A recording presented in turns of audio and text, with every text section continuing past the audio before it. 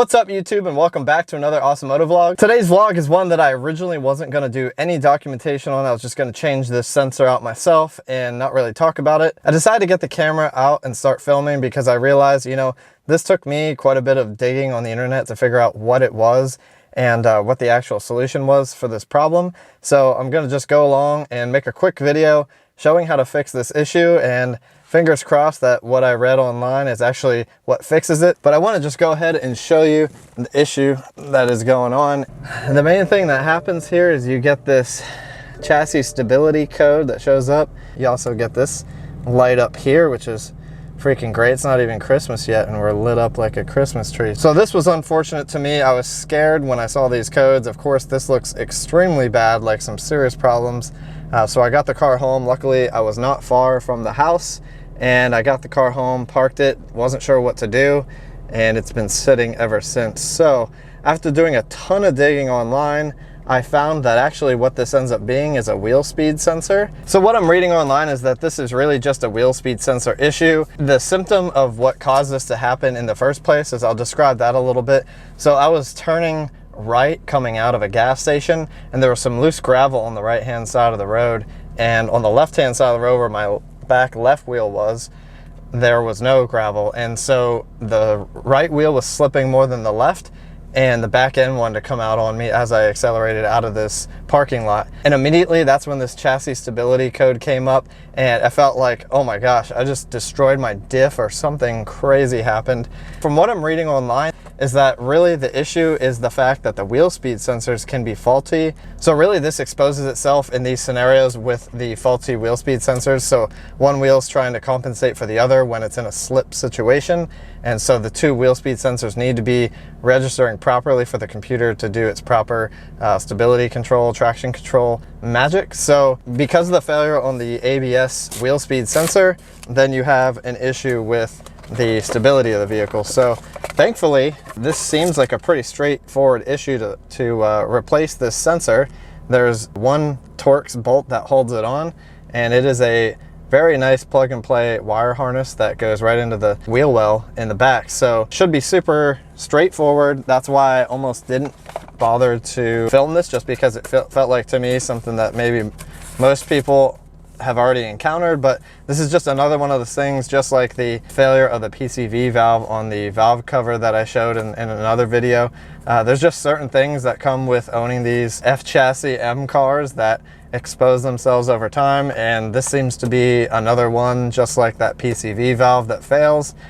So knock on wood, this has been really the only second issue that I've had with the vehicle. I haven't had any issues other than that. So all in all, I think this was around $100, or I honestly can't remember the exact pricing on this, but I will say that ATE is the brand that I went with here, because ATE brand was a little bit cheaper. And what I read in a forum somewhere is that ATE versus the OEM stuff, actually ATE makes the stuff that is branded and badged BMW and considered OEM. So you're actually getting OEM quality with the ATE products, and you're paying a little bit less for that. So I got this wheel speed sensor. I'll put both the link for this one that I got down below, but I'll also put the OE one so you can see the price difference on those two. I'm just going to give this ATE one a try, save some money. The only problem is that we do not know which wheel sensor is the one that's faulty.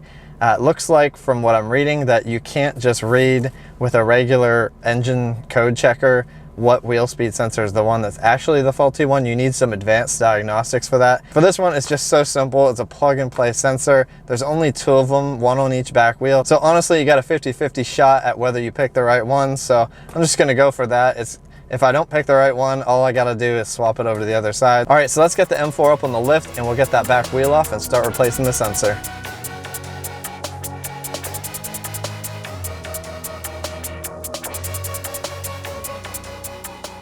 There we go. So this is the bolt you want to take off. This is a T30 Torx bit, and really the wire just routes itself over here and goes around the back and down under, and then you got this little door that you can pull off here.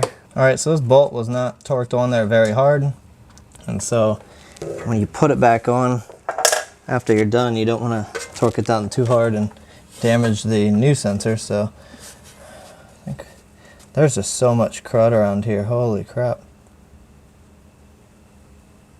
Oh, the sensor's just covered in dirt.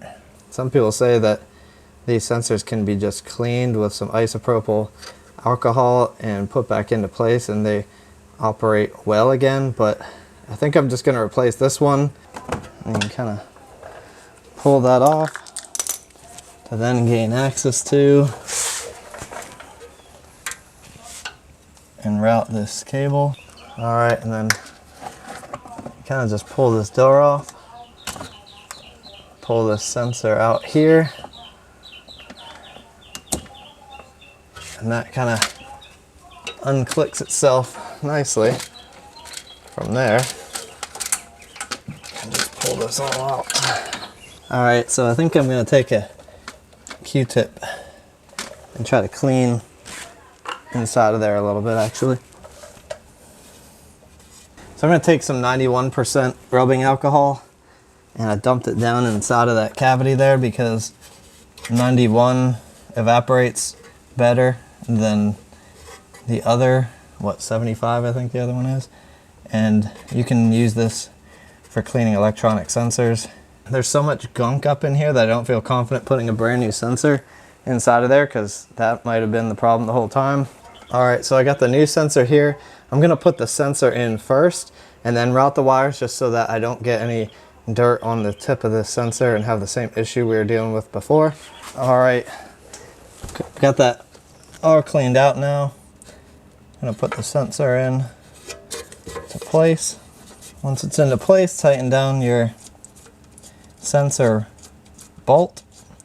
Don't torque it down too hard. Just make sure it's snug, but not so hard you're gonna damage it. And then I'm gonna reroute this cable the same way it was routed before. All right, once you have that cable routed into place, plug it into the receptacle and back into this holder. Now all we gotta do is just put this cover back on. All right, so now that we got our wheel speed sensor in place, all we gotta do is put the wheel on and take it for a drive.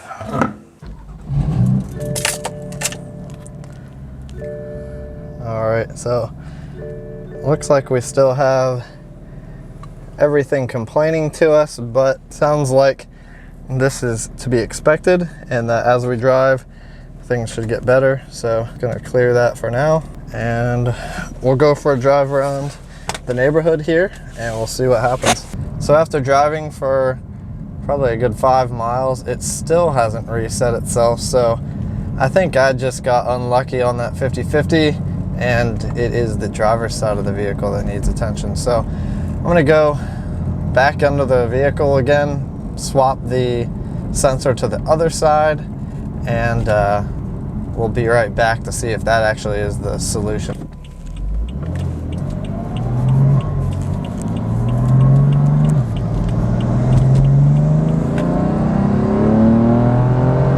All right, there we have it. Man, I haven't ripped in this thing in a while. It took only a half a mile down the road for things to reset. I just swapped to the other side, put the new sensor in over there, so that was perfect. We are up and running and everything is good. Finally, we got rid of that light and that scary chassis stability code, which seemingly is like the end of the world when you see, especially when it's your car and your baby. So that was a super easy fix, very affordable to do, and I didn't have to go to the dealership. So hopefully this video helps you out. If you have this same engine code error, then you can go ahead and buy one of these replacement sensors for your ABS and swap it. And like I did, even though I picked the wrong one, it was not much extra work to do the swapping of both wheel sensors. So if you get lucky and your first sensor you pick, you may pick the right one. With something as easy as this and a 50-50 shot, I figured the gamble was worth it instead of getting all the diagnostic tools and software. So if you also ran into this situation, comment down below and let me know that this helped you out and solved your problem. Also let me know what wheel speed sensor went bad, and also Was it your first one that you replaced, or did you have to do what I did and go back to the well and replace the opposite one? As a reminder, Max and I are going to be at SEMA October 31st through November 3rd. We're going to be bringing you live updates from the Las Vegas Convention Center and all the latest breakthroughs and products in automotive technology. If you're not already an Awesomoto subscriber, I highly recommend subscribing both on YouTube and on Instagram so you can get live updates from all of the content at SEMA. In addition, if you're going to be at SEMA and you see Max and I wandering around the showroom floors, come say hi to us. We'd love to meet some of you. We couldn't be more excited about attending SEMA this year and representing the Awesomoto brand. So hopefully this video helped you out. I'm going to end things here. Thank you all so much for watching, and we'll see you on the next one.